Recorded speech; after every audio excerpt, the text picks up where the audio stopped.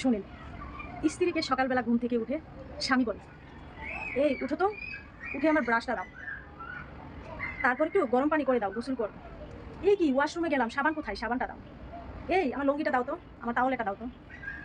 তারপর স্বামী যখন গোসল করে আসে, তাড়াতাড়ি নাস্তাটা দাও টেবিলে, নাস্তা করবো।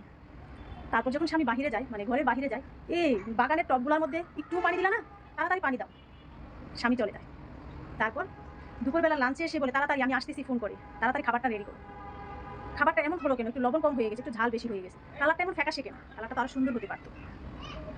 আচ্ছা ঠিক আছে, আমি একটু রেস্ট নিতেছি, শুইলাম, তুমি একটু ফ্যানটা চালিয়ে দাও।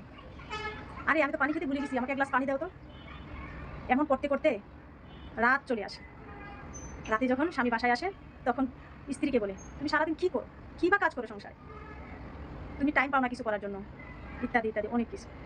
আসলে কি, আমাদের মেয়েদের জীবনগুলাই এমন।